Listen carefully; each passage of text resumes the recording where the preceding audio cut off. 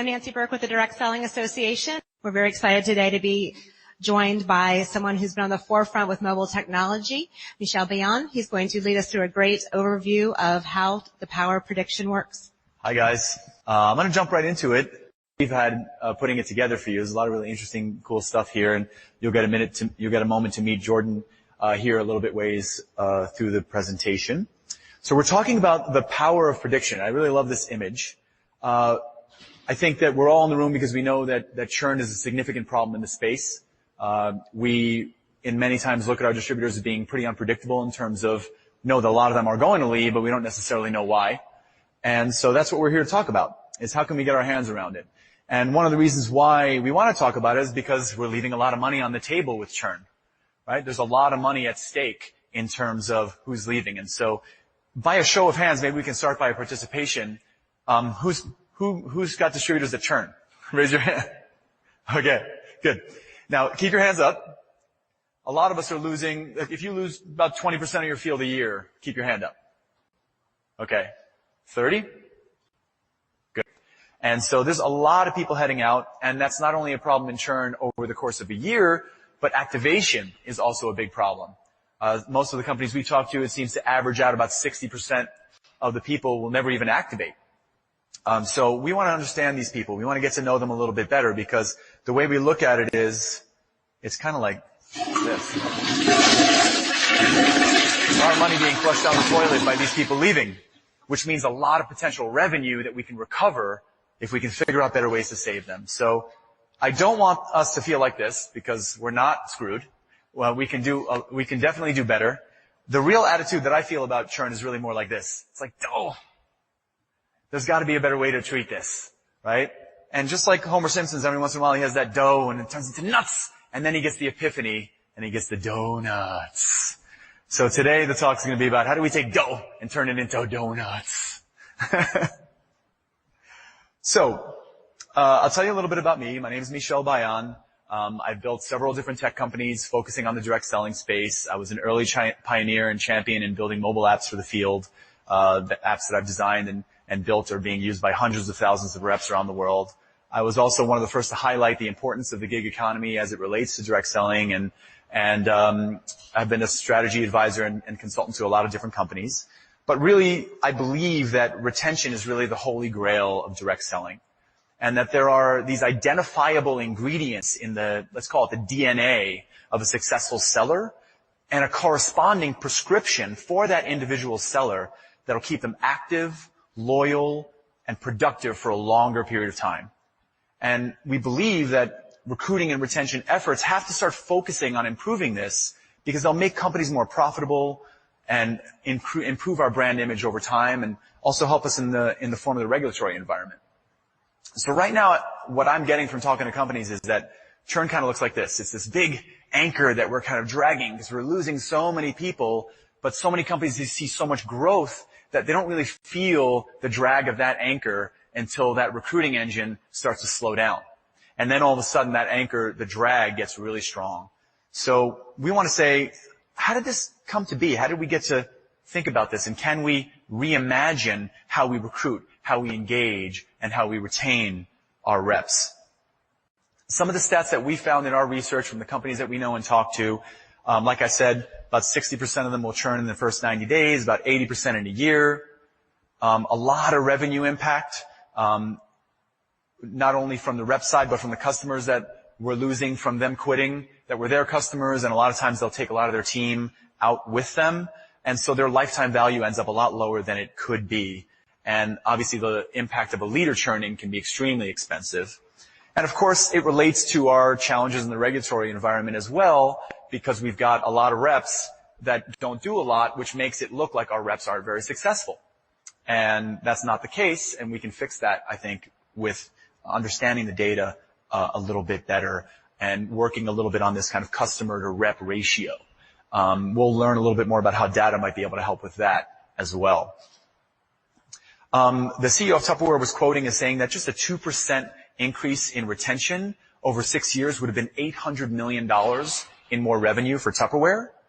And a former Mary Kay executive told us that just a 1% increase in retention would have created a 5% increase in annual sales. And a lot of companies that we talk to don't do the math. It can be very hard to do the math, but one of the things I'll encourage you guys to do when you get home or back to the office is see if you can try to work on that math. What is retention really worth to you? How many dollars are on the table for you for each % in annual retention that you can bring? I think you'll find that it'll be somewhere between 3 and 7% sales tied to just a 1% betterment in retention. And before we move on, I think it's important for us to agree on just one philosophy that we have that's a guiding light for what we do, which is if you can't measure it, you can't manage it. And if you can't manage it, why do it? So we are moving into this era, and we've been talking about this a lot throughout the conference, about how important data is and how important it is to make decisions based on that data. And then when you've made that decision and executed upon it, to be able to measure the results of that so you can make an even better decision again. So it becomes this cycle that we follow a book that is kind of like the Bible of the startup world called The Lean Startup, and it talks about this cycle called build, measure, learn. And so it's always learning and always getting better via data and the things that you're building as a result of what you learn from that data. So I want to get into a little bit of the history of analytics and how data has matured over the years. We started with just all this data collection, raw data in many different databases, not very structured very well. Then we started to learn how to kind of clean that data up, start to create these standard-looking reports, which essentially would tell us what happened. Now, a lot of companies now, you can get some kind of report on what happened, right? So raise your hand if you can see a report of what happened in the past. What's happened in your company in the past, right? Relatively common, right? The next way it evolved is into these ad hoc reports, which is not just what happened, but how many, how often, and where did it happen. So maybe you can break down churn not just by how many people are leaving the business, but where is it, in what market is it the hottest, for example. Raise your hand if you've got reports like that. Great. Then we move up into being able to query and drill down to be like, where exactly is the problem? Can we start to get a little more insight into what's happening here more specifically? And then, of course, we started getting into what actions are needed. So can I program something so that if a certain thing happens in my data, it creates an automatic alert to notify me so I don't have to be there watching it all the time. Then that evolved into where we're starting to get into the next era, which was analytics. So not just what's happening and can I dig into it, but why? Why is this happening? Then we move on into what we're starting to call the modern era of big data, which is not just why is it happening and what has happened in the past, but starting to look into the future and realizing that all this data we have from the past has recognizable patterns that if you've got the right experts can show you those patterns and decipher it to be able to tell you with pretty good accuracy what's going to happen tomorrow.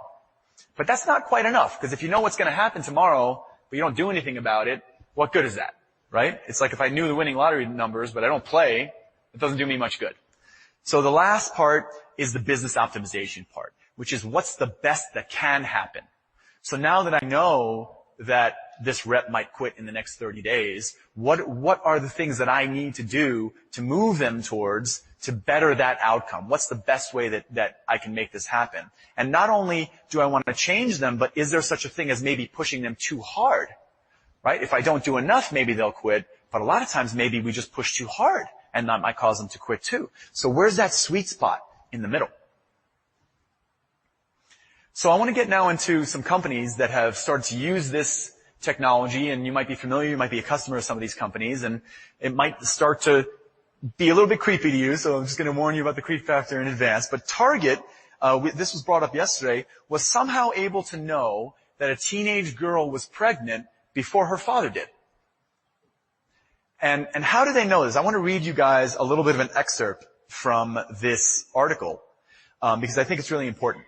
A lot of us sort of sit here and we're thinking, well, I'm not predictable, I'm unique. And it's really interesting how they did this. I'll share this with you. There was a guy named Andrew Pohl who was in charge of their analytics, and it said they ran test after test, analyzing the data, and before long, some useful patterns emerged. Lotions, for example. Lots of people buy lotion, but one of Pohl's colleagues noticed that when women on the baby registry were buying larger quantities of unscented lotion around the beginning of their second trimester. Another analyst noted that sometime in the first 20 weeks, pregnant women loaded up on supplements like calcium, magnesium, and zinc. Many shoppers purchase soap and cotton balls, but when someone suddenly started buying lots of scented free soap and extra big bags of cotton balls, in addition to hand sanitizers and washcloths, it signals that they could be getting close to their delivery date. So just by seeing what they buy, we can start to recognize that this person might actually be pregnant, even though they didn't tell us that. And as Paul's computers crawled through the data, he was able to identify about 25 products that, when analyzed together, allowed him to assign each shopper a pregnancy prediction score. More importantly, he could also see and estimate her due date to within a small window. So Target could send them coupons timed to every specific stage of their pregnancy. Lastly, one Target employee they spoke to provided a hypothetical example. So let's take a fictional Target shopper named Jenny Ward, who's 25, lives in Atlanta, and in March bought cocoa butter lotion, a purse large enough to double as a diaper bag, zinc and magnesium supplements, and a bright blue rug. There's, say, an 87% chance that she's pregnant and that her delivery date is sometime in late August. So this is an article in Forbes. If you'd like, we can share this from you. It was really interesting how Forbes kind of broke all this down and how, again, predictable we all seem to be. Next is Netflix. Who's a Netflix user? So Netflix, you guys know that recommendation engine in Netflix that tells you what movies it thinks you might like, right? So this feature is $1 billion a year in retention for Netflix. They have a technology called machine learning, which is essentially, they were talking about cognitive computing yesterday. It's essentially a type of computer that can learn from itself. Normally, when you program apps, for example, or a website, that program will run the exact same way you've programmed it every single time. Whatever variables you've put in, it will take those into account and do the same exact thing every time. Machine learning actually you don't program it, you train it, you teach it, and you teach it to learn. And so it actually can see what you, the Netflix user, are watching, see what you like and don't like, see how other users like you are behaving, and then predict what movie you are going to like. And because it puts content that you like in front of you, you watch more content, and because you watch more content, you don't quit your Netflix subscription. Netflix actually had a contest where they were giving away $1 million to anybody that could make that algorithm more accurate, because it's worth that much money to them. And the people that did it just made it 10% more accurate, which is probably another $100 million for Netflix. So again, very, very predictable here in terms of that. Next is a technology called natural language processing. So this is how a computer can be taught to actually understand language, right? We kind of take for granted the fact that when we're speaking to each other, we all have slightly different accents in the way that we speak, but somehow our brain is able to understand what someone else is saying, even though they don't say it the exact way we do. For a computer, that was a really big challenge. So when they created Siri, they had to create it in a way with this technology called natural language processing where it would be able to know that when you tell Siri to call you master, she knows what you mean, and she'll call you master from now on. Or it'll know the difference between if it thinks you said, I like to sail boats around eBay, it knows that what you probably said was, I like to sail boats around the bay. And that way, it can really interpret not only exactly what you're saying, but if it thinks you said something else, it'll know, wait a minute, that doesn't make sense. What could it be that he was saying or she was saying? And then guess it. And you guys all know she doesn't get it right all the time. Sometimes she kind of really messes it up. But over time, she learns. And she gets better and better and better over time. Next is this. Which one's a Chihuahua? Which one's a muffin? This is about facial recognition and pattern recognition, right? So they're training computers to be able to tell the difference between a Chihuahua and a muffin, and not just for Chihuahuas and muffins, but for all different kinds of things. You might notice that if you put a Facebook photo up, it'll guess who's in that picture, right? It's doing facial recognition. Nowadays, facial recognition is advancing so much that it's not only able to recognize who that is, but it can actually tell you how that person's feeling, what emotion is happening in that person. Did anybody ever watch that television show, Lie to Me? You ever see that show, Lie to Me? Cool show, right, Dan? About this guy who analyzes microexpressions and the subconscious things that little ticks that happen in your face when you're feeling different emotions. And computers can pick up on that now, and they're training them to be able to do lie detection or in interrogation and stuff like that. Really, really interesting. I wonder if we can start doing that for sales one day and know how your prospect's feeling in advance. So how important is all this stuff, right? Really cool, okay, Chihuahuas and Netflix and blah, blah, blah, blah. But how really important is this technology? I want to share with you what we might consider important people are saying about this. First is Bill Gates. He said, a breakthrough in machine learning would be worth 10 Microsofts. Next is Eric Schmidt, the chairman of Google. Machine learning will cause every successful huge IPO within 5 years. Machine learning is the next internet, says DARPA. And last is Sun. Machine learning is going to result in a real revolution.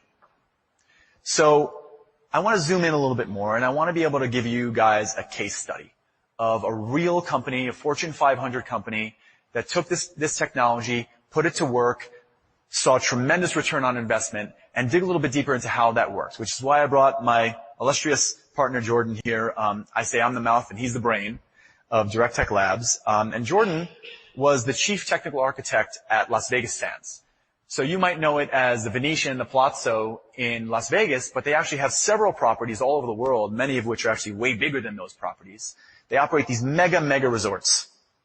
I will warn you, though, we're going to tell you some things about the gaming business that if you like to gamble, you may not ever want to go back to Vegas again after you hear this stuff. So let's get into a little bit about how this company took into it, and I'll tell you guys a little bit about Jordan.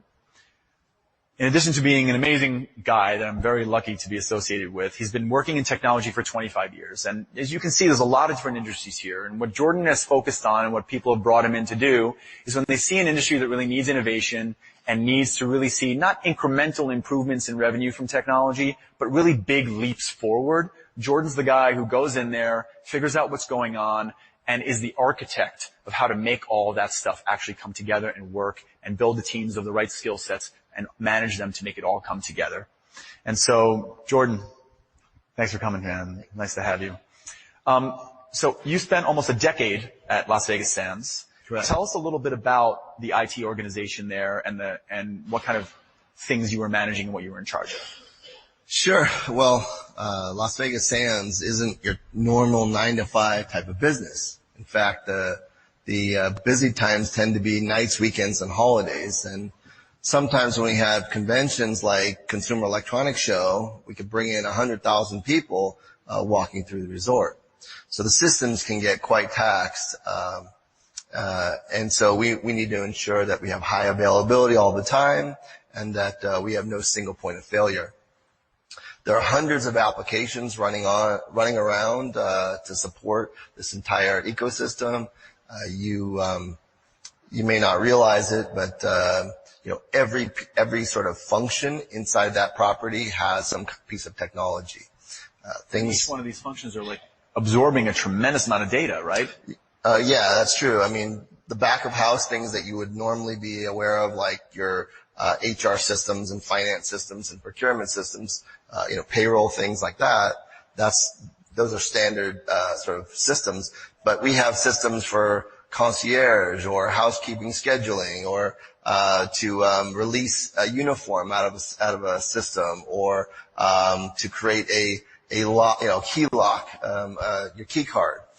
So we have systems that do all kinds of functions in addition to the normal things you would think about, like a casino system or a hotel system for reservations. And normally, like with these kind of systems, and you guys know this because you guys operate lots of different systems too, it's really easy to end up in a situation where data in all those different systems ends up siloed. And so the data from here doesn't talk to the data from there.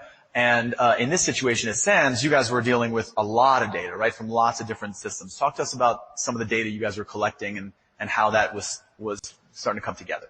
Sure. I mean, we certainly data is absolutely key to running your business. And certainly your business should really be around your customer. So without having good insights around your customer, you really are not able to make educated decisions.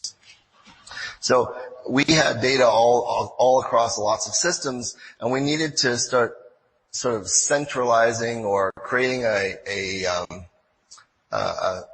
life cycle CRM, if you will, around customer behavior from all different sorts of systems. So tell us about some of them. Like you've got, you think of it as like gaming, right? But you've got like entertainment and... Yeah, so if you look on the chart here, so we got hotel, in addition to the hotel and slot machine systems and table game systems, convention systems, we have loyalty systems, spa systems, retail systems, food and beverage systems. We have in-room TV systems. We have digital sign systems, your call center systems, email and e-commerce systems. So just a tremendous amount of things. Even transportation systems. We worry about getting buses. We have buses and ferries and limos and transporting people from every different walks of life into our properties throughout the world. And this is just interesting, not just because, there's lots of data, but because, like you've taught me, you really never know what piece of data from what place is going to really give you a really interesting insight about a customer and what they need. Yeah. So let's take a step back for a second, because I want you to understand a couple of the guiding principles at one of these mega resorts. Sands really was a 5-star, 5-diamond resort, and really had a number of guiding principles, one of which was to provide unmatched service that you wouldn't get anywhere else. And secondly, this notion of anticipating your customer needs. So between those two, that leads to an amazing customer experience.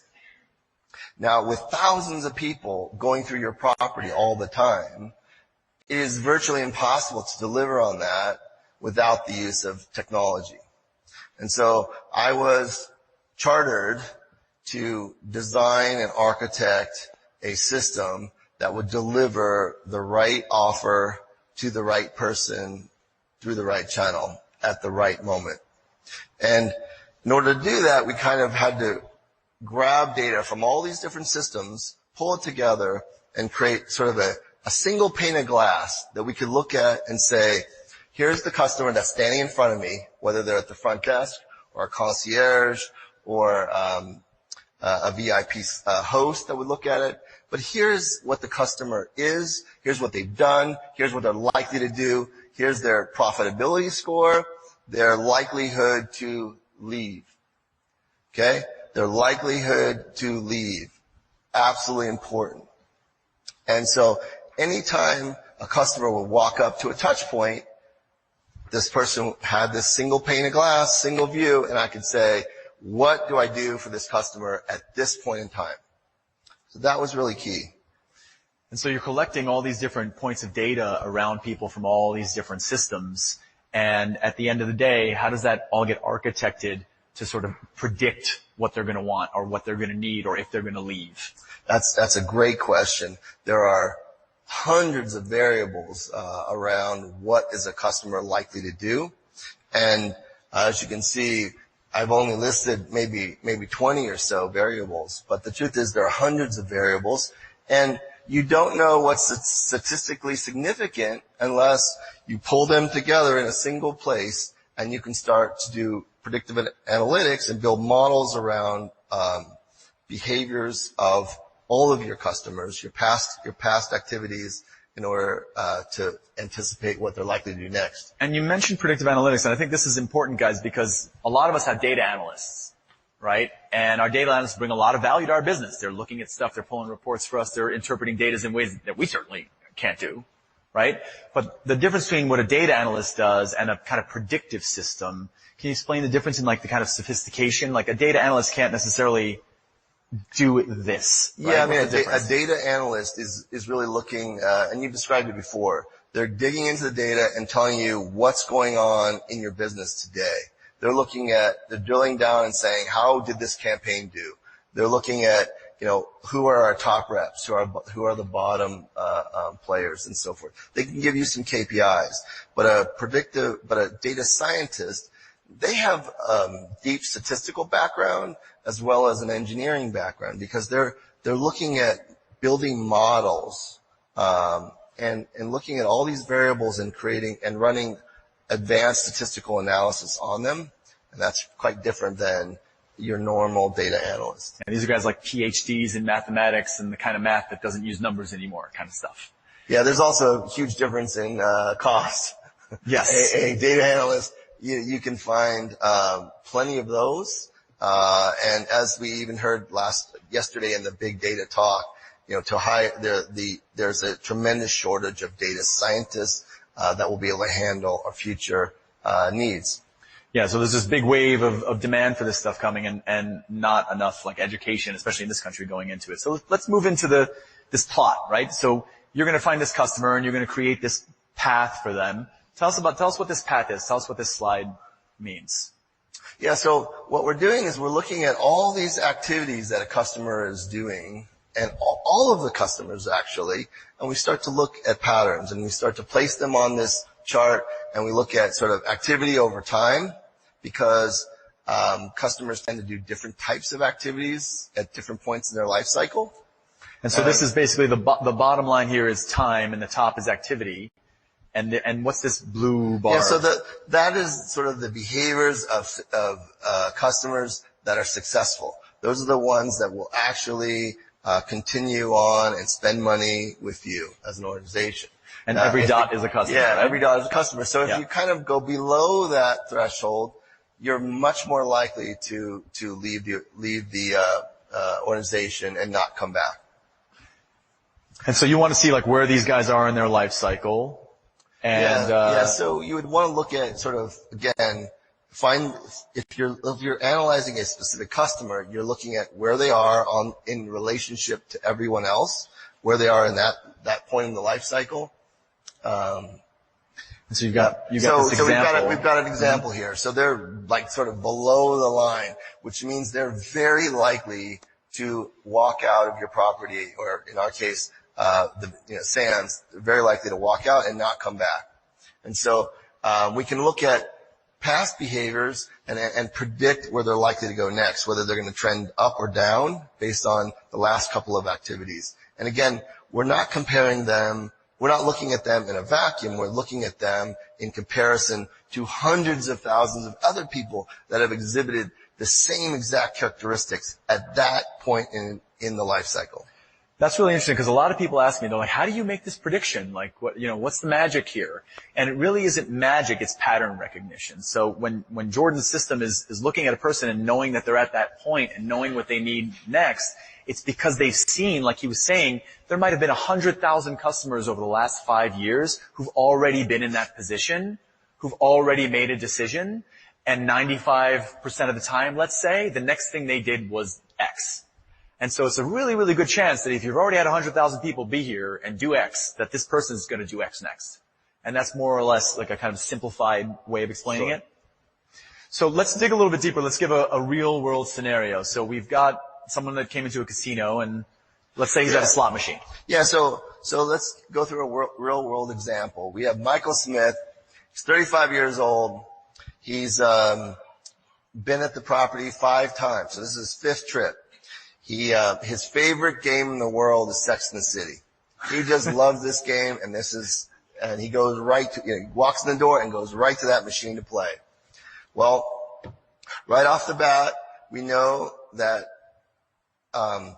that's his favorite machine, because we can look in the history and see all the games that he's ever played, and it just so happens this is by far the most used, type of machine. We also know that he's a more advanced player, because he's playing a higher denomination machine, and he's pushing the button or the spin much faster than a novice player. So we know that he's much more advanced, and just by his actions. Now, in this case, Michael has been playing for, let's say, 3 hours, and he's lost $1,000. He's down $1,000 in those 3 hours.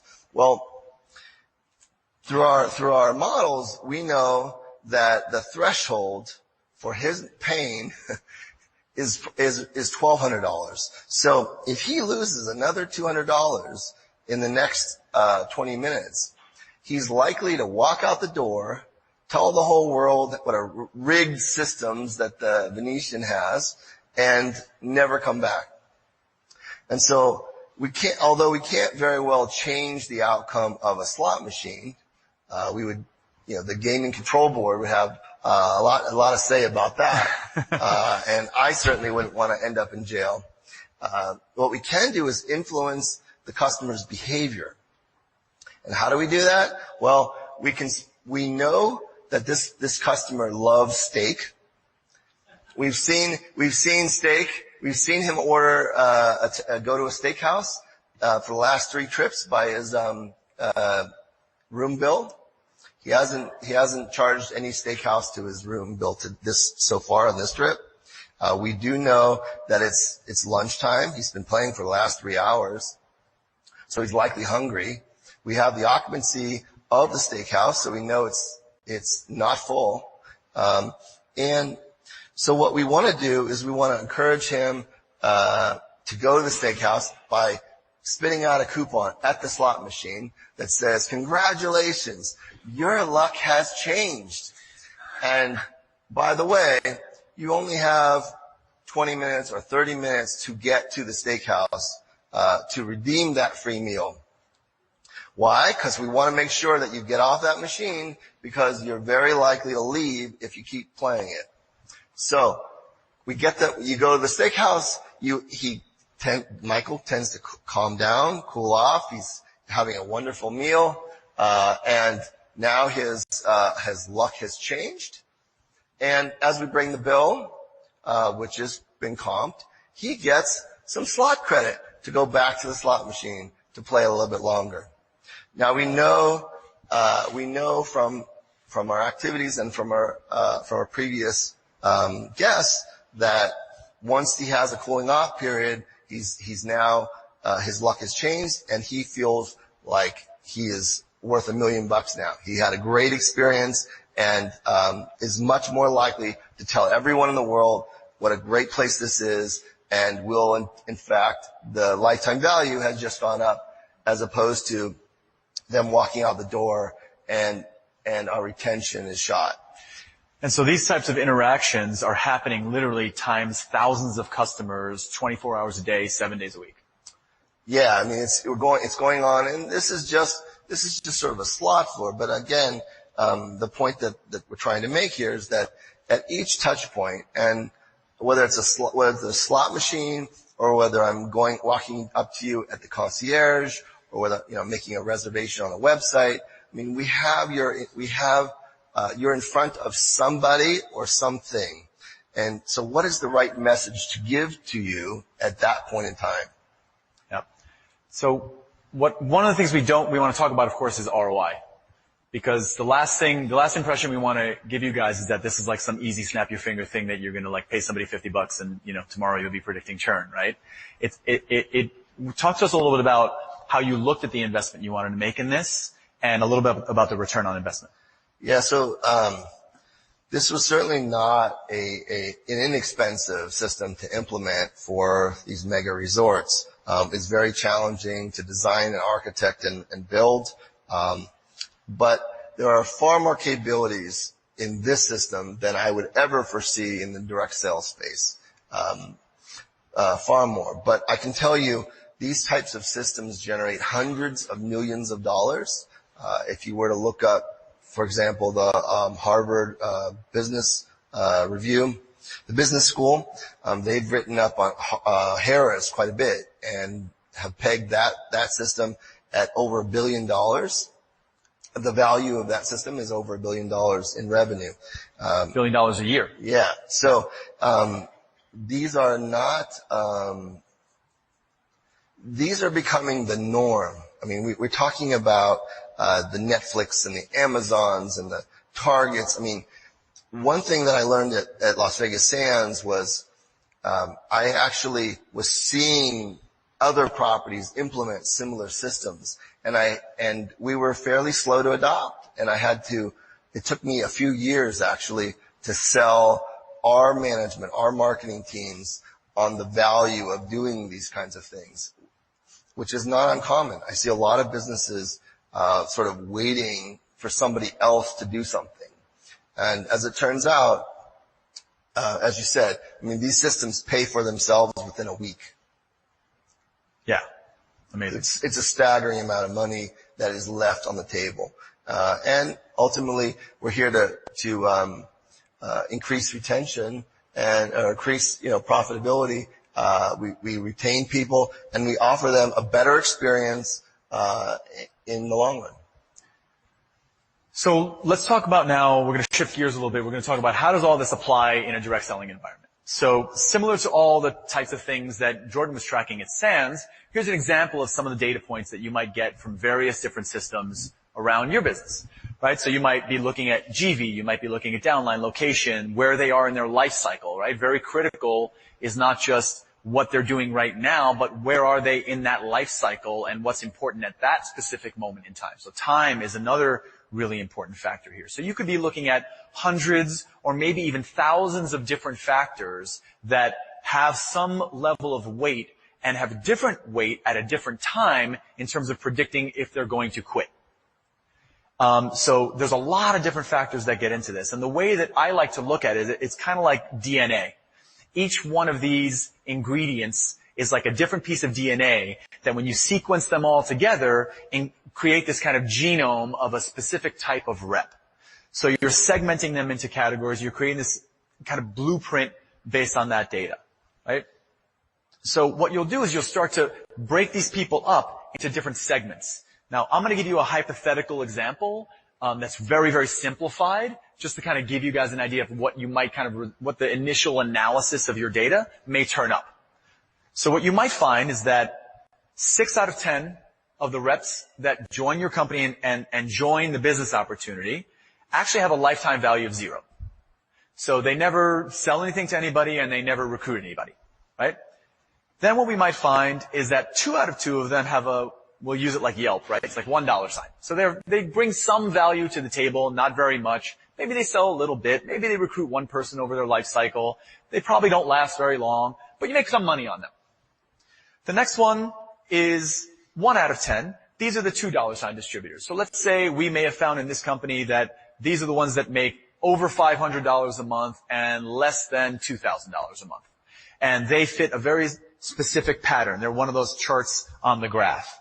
And then, of course, there's the 1 out of 10 who are the ones who generate the most amount of LTV for the company. They're leaders. They're setting the example. They're training and mentoring their teams. They're recruiting a lot. They're generating a lot of sales. They have a lot of customers. And they're the super high value members, right? Again, super simplified. What you would probably end up finding is that there'd be more like 6 to 12 different segments in your company. Even though you may have had 1 million reps go through your business in the last 5 years, there's not 1 million different ways to do your business. There's only going to be a certain number of paths that will be plotted and that will be just defined. So let's say we've got one of these paths here, and here, every one of these dots is a rep, and inside of that line is the reps that are on the path and are not quitting, and the closer they get to the line, the more likely they are to quit. And you're plotting this over time. And so we'll give you a specific example. So here's Jane. Let's say we find Jane, and Jane is a $2 sign distributor, right? Her lifetime value to the company so far has been $250,000. Let's say we calculate that by all of Jane's personal consumption, the consumption of all of her customers, and the consumption of everyone she's personally sponsored and all of their customers. So all together, it's $250,000. We can calculate that in lots of ways. Let's just say that's the way this company decided to do it.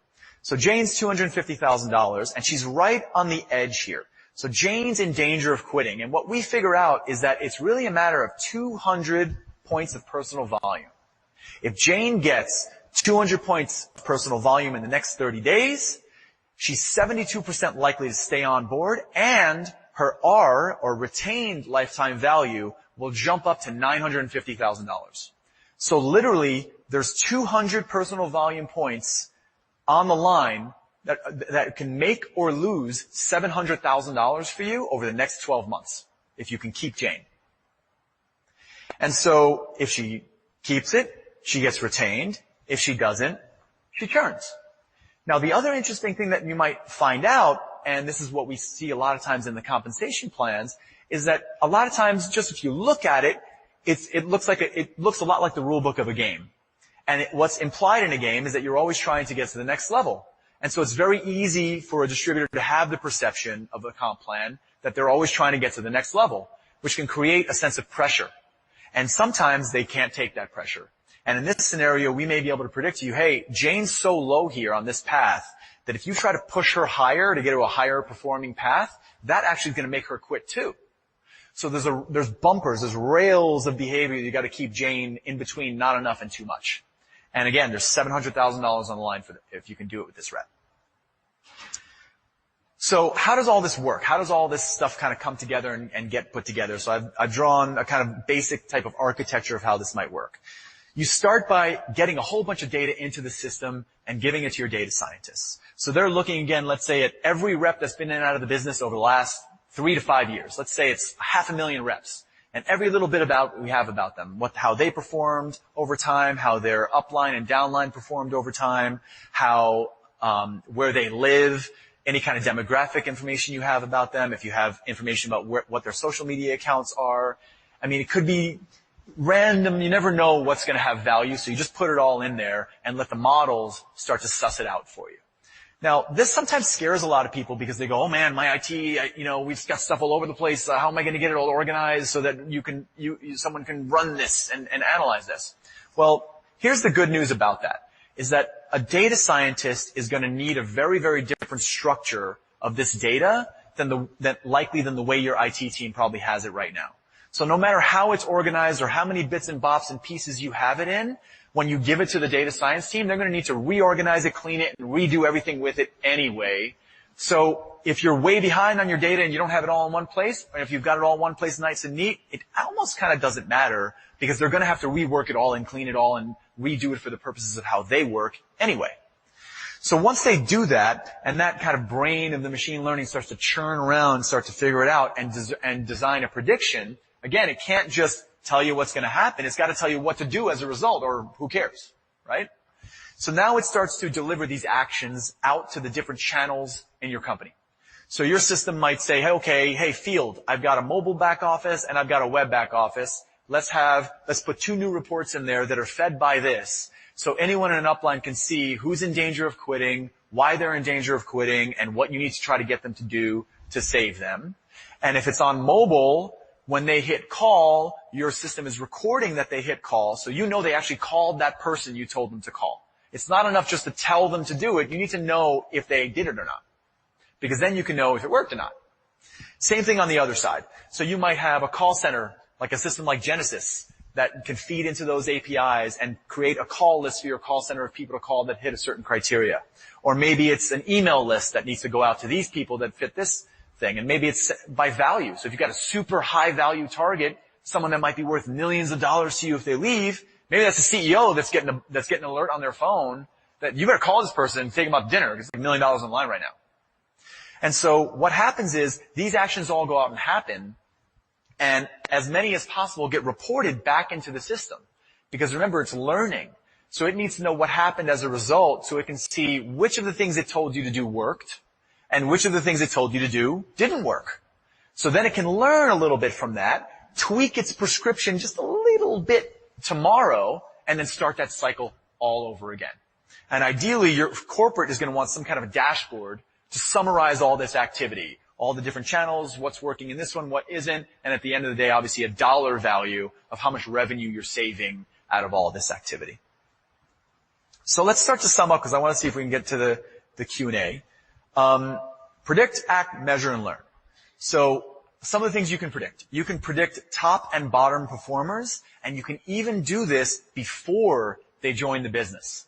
So let's think about this for 1 second. If you're this company and 6 out of the 10 of the people that you recruit never sell anything to anyone and generate 0 LTV, what if your predictive system could tell you that 3 out of those 6 people would have a lifetime value of $1,500 if you didn't put them in the business, but you made them a retail customer? So now what you're doing is you're recruiting 70% of the amount of the people. Your success rate of your distributors just from the stats has gone way up. And your ratio of retail customers to distributors went like this. And it didn't cost you anything. As a matter of fact, you made $1,500 times 3 people. So you made more money just because it's getting smarter. So we start to see how, actually we may find with predictive analytics that some of the things that the regulatory environment is kind of trying to push to do, we may actually be able to do, and we may actually make more money doing it. You never know unless you start doing this analysis. Next thing you might be able to look at is being able to obviously predict that flight risk and being able to help tune your distributor communications to the people that you can actually do something with. Because a lot of times there's people that they're already quit and you didn't even know it. Because maybe you've got an annual renewal on your distributorship. They stopped selling 6 months ago, and you don't know until they don't renew their annual renewal. This system might be able to know, hey, these people are already gone. There's really no purpose in trying to save them. They're done. Don't worry about them. Here's the people you should focus on. Save these people. And, of course, there's optimizing that lifetime value. As we said, there's a lot of money on the table, and there's actually more money on the table, we think, in saving people and keeping that revenue and helping them get more customers later than in all that cost to acquire a new customer. It could be a lot less to keep these people going than to acquire a new one, to replace the revenue you lose when you lose them. So at the end of the day, you might be thinking this, but we want to open it up now and allow you guys to ask us some questions. But before we do that, we want to let you know we like to give you something actionable out of this. And so if you go to our website and just give us your email address, we'll send you an article that is kind of the first 3 steps that you can take on your own toward kind of starting to understand your distributor's DNA and starting to figure this out on your own. So you just go to directtechlabs.com, you'll see that. You'll also see a lot of different interviews that we do on our podcast about technology in the future with different CEOs around the direct selling space and some really interesting conversations. So thanks everybody for your time and for listening to us, and you're welcome to answer some questions. We've got ask some questions. If you got answers, great too. Over there. Thanks.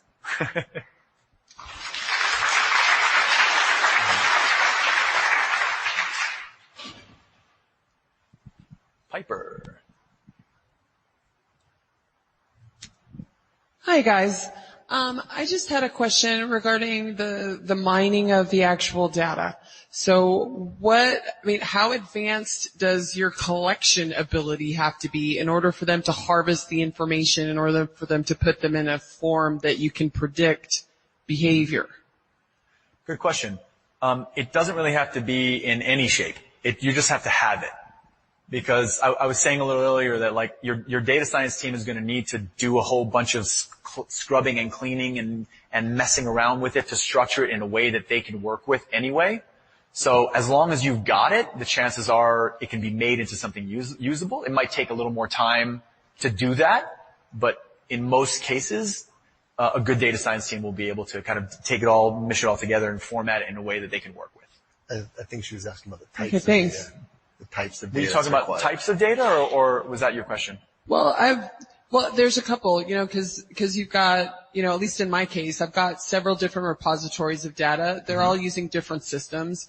They're all, there's no communal housing, and there's no one single form. There's no accessibility between them. And that's why I was asking, like, how hard is it for you to actually harvest the data if it's in a really, really primitive or really basic form? You're not talking about, taking it from really, high level, really advanced software. You're taking it from really basic, Excel stuff, and integrating it. That's what I really was asking. Yeah. What we're talking about is just extracting. You just extract all the data from those 3 systems. Just extract it out into any format. It could be, comma delimited. It could be, lots of other formats, but you get it out of those systems, and then a data scientist will take those systems together and condense them and aggregate it, create a model off of it. And I think you asked sort of a slightly other question as well, which is really, do I have all that type of data? Because we talk about hundreds of variables that play into it. If I don't have social, behaviors, does that mean I can't do this? And the answer is no.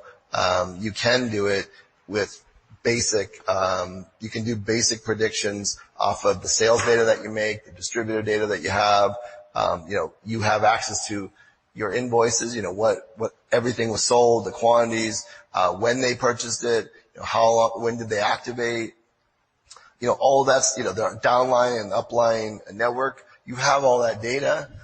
You may not have much more advanced data.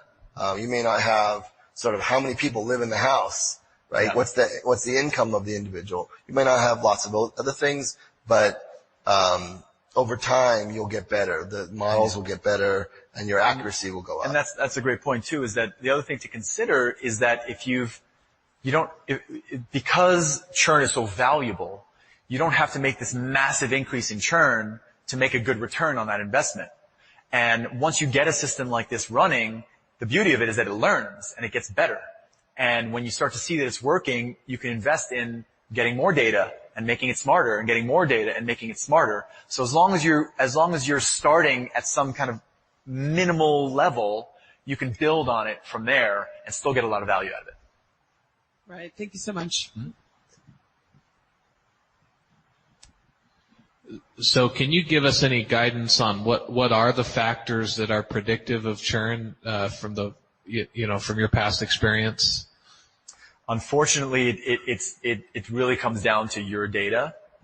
There's going to be things that it's going to be more than likely that the things that are in your gut of like kind of what you know are going to have some kind of a weight into it, but the total kind of equation that equals a % score of someone to quit at a certain time could have hundreds or thousands of different data points that came together to equal that score. And that'll be very different depending on a lot of different things.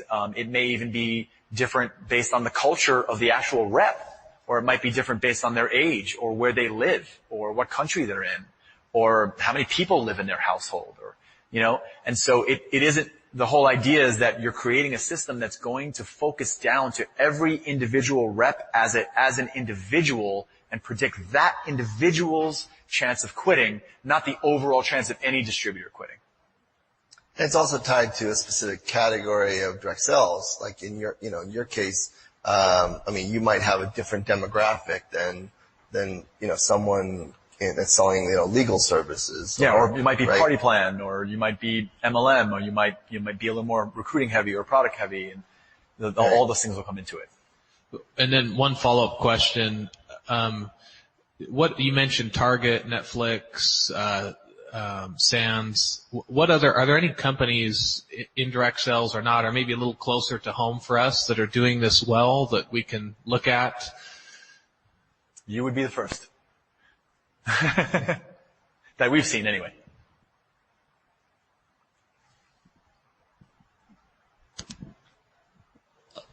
Is this on? A local company in Provo, Insight Sales, does this same type of thing, looking at customers who's most likely to be the right person to call for a salesperson based on weather and who won the last sports game and all the different things and what time of day it is. So they do this type of thing more in the pure sales environment. So it's being done, and that's a local $1 billion company. Yeah, this kind of stuff can be used for lead generation as well. You can do all kinds of stuff to predict. If you got a database of people, and know stuff about them, you can tell if they're ready to be recruited or ready to be sold, or what they might like to buy.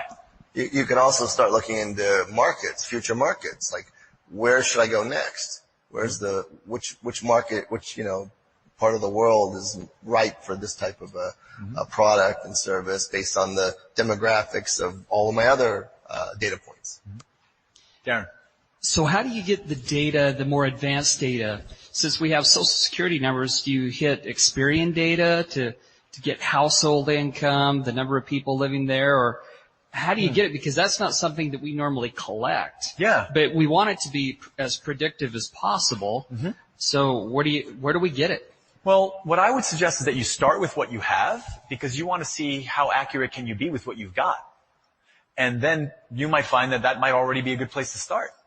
And then from there, you'll find that there's lots of places where you can get data and buy data about different people if you know things about them. You might even be able to incorporate data from some of your vendors. A lot of your different vendors are collecting lots of different data about people. Like your payments vendor might be tracking things like fraud alerts or declines on credit cards. And, if that rep, has a certain percentage of people that are buying from them whose cards are declining, that might be a factor in predicting something. Or they might be using deductor, and like how often they're putting in expenses around their taxes might have some weight around it. You never know. It could come from all kinds of places. I'd also add that, the fact that you might be capturing that they have a social account, they have a Facebook account or a Twitter account. You may not be following what they're saying. You may not have access to all of their posts, but the very fact that they have an account or they have 2 accounts could be significant in your analysis. It may tell you a lot about the kind of person that is selling just because they have 3 social accounts and, you know, the average person has 1 maybe. The way that I would sort of approach it is to think that, you know, once you get started on this road, there's no there. Yeah. It's just going to be this journey that you'll be on of this cycle of learning and getting better that goes on and on forever. And you gotta just like take that first step into the kind of muck of it and see what you come out with. And, you know, I think you might be pretty surprised about how accurate just the data that's like in your commission engine and your sales history and stuff like that will be able to get you, you know, pretty close. Well, thank you both for a great presentation of being a speaker gift basket for your work. And one last round of applause for our great speakers today. Thanks, everybody. Hope you guys got value. Thank you.